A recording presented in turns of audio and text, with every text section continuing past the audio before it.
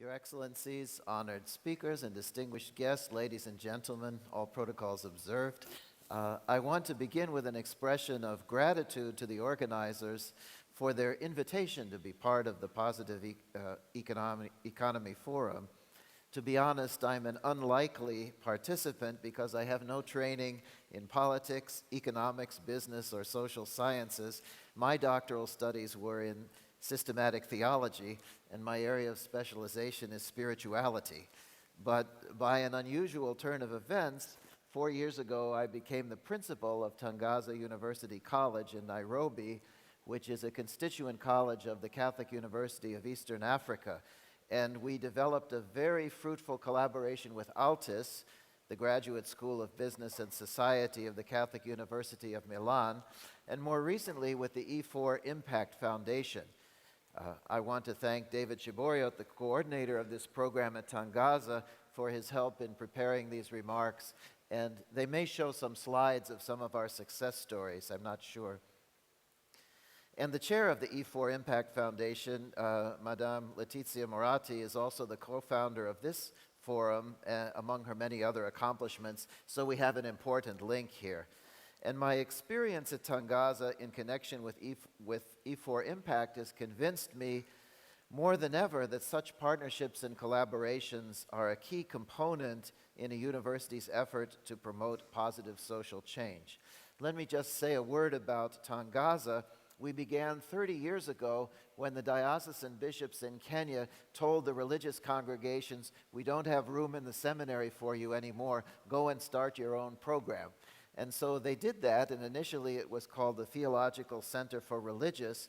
But even at the beginning, the then Archbishop of Nairobi, Cardinal Maurice Otunga, told us we should have a broader vision than that we should be preparing servant leaders for all kinds of service in the church and society.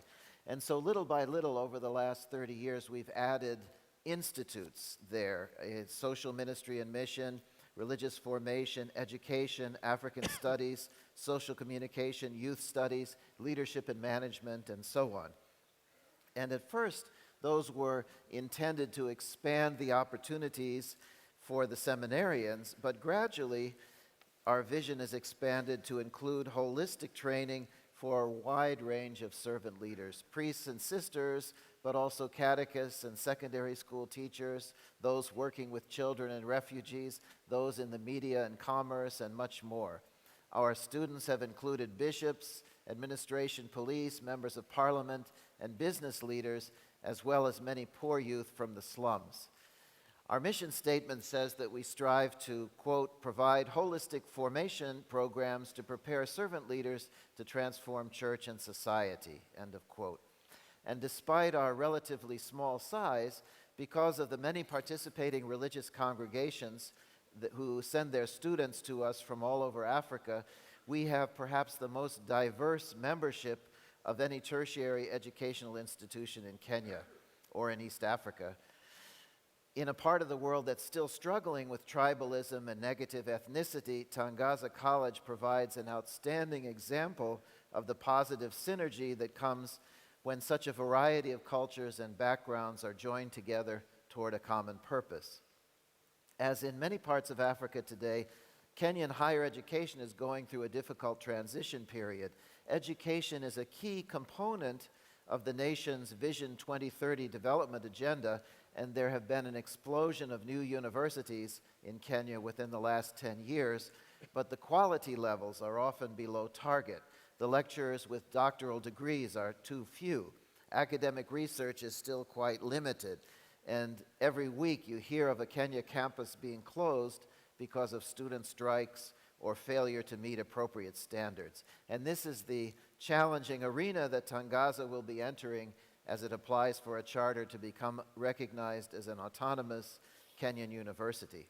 So what are some of the innovations and initiatives that Tangaza brings to this particular social context? First, we take very seriously the preferential option for the poor in line with gospel values. For us, that's much more than a slogan.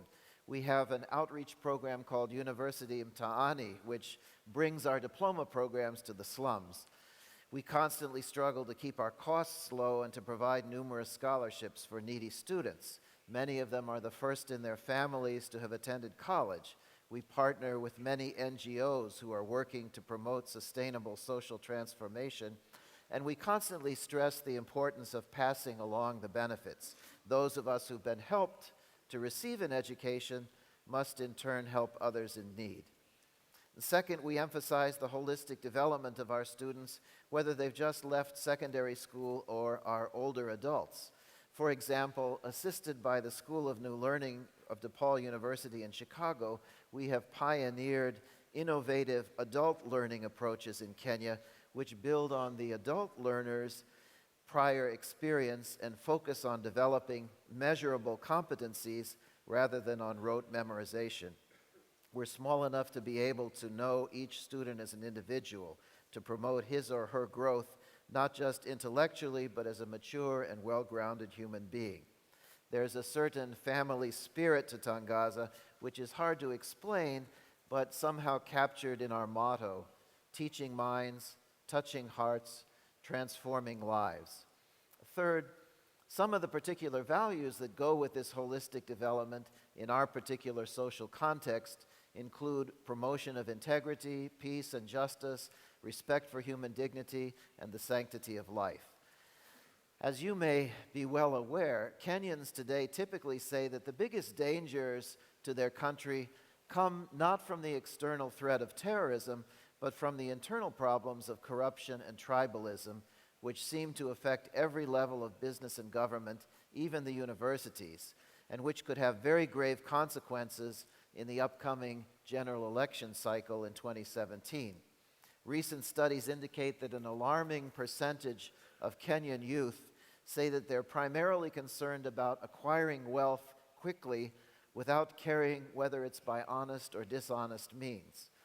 At Tangaza, we've had many courses, workshops, and conferences on these social issues, but we're also very much involved in concrete activities of peacemaking, such as organizing a peace caravan, working with Catholic members of parliament, protecting the environment, promoting dialogue among different ethnic and religious communities, fostering sustainable development projects. Fourth, we've learned that small institutions like Tangaza, we have about 1,200 students, sort of similar to our hosts here, can still have an enormous social impact through networking and partnerships. As I already noted, our institutes are linked with very many organizations and initiatives with a global outreach. With the African Sisters Education Collaborative, we open educational opportunities for African religious women, who are often at the forefront of providing leadership and social services in their local communities. Our Institute of Youth Studies is helping to train government employees who work in the juvenile justice system. Our Institute of Social Ministry and Mission has partnered with several county governments and administration police to provide specialized training that includes ethical formation. We have links with other educational institutions and development initiatives across Africa and around the world. But let me conclude with a few words about our MBA program in Global Business and Sustainability Social Entrepreneurship track offered through Altus, and the new E4 Impact initiative that I mentioned at the beginning. You already have said that we have a new generation in Africa. There are about 200 million people on the continent between the ages of 15 and 24.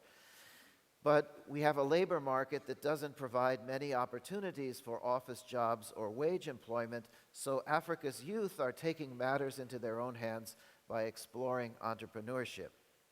Africa is rising from the ashes of poverty and overdependence on foreign aid to an expanding middle class and deepening domestic markets. These create many opportunities for the young entrepreneurs to engage creatively. Many of their startups are motivated by a desire to create change in their local communities and provide practical bottom-up solutions for those often neglected by the national government and large corporations. Africa is already home to some ingenious world-leading entrepreneurial initiatives. The boom in the mobile phone usage, for example, has led to innovative consumer finance techniques such as M-Pesa, M-Farm, and Lipisha. The last two are enterprises of Tangaza's MBA program. Creative business models and breakthroughs with innovative ideas are coming out of Africa and spreading across the continent and around the world. While young entrepreneurs are full of ideas and have little fear of failure, which is something positive and encouraging, they find it difficult to build scalable and sustainable social enterprises. And this is where Tangaza comes in as a positive university.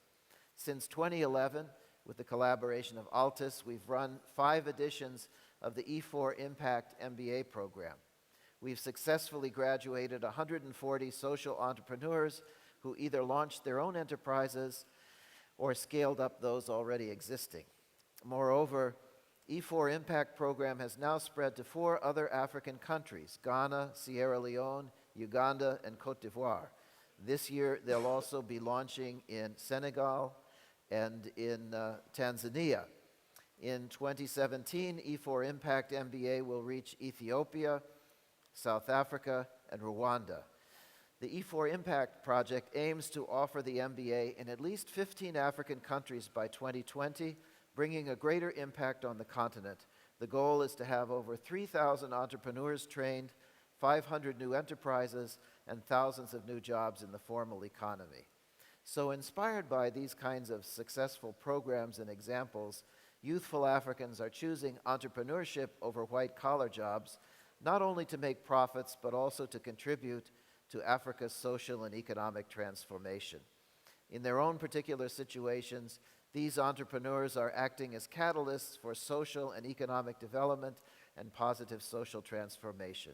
So in conclusion, I want to thank again the organizers and the panelists for this opportunity, and I want to thank all of you for your attention. If you would like to know more about this, I have left some brochures at the back table, and you're welcome to take them. Grazie mille, or as we say in Kiswahili, asanteni sana.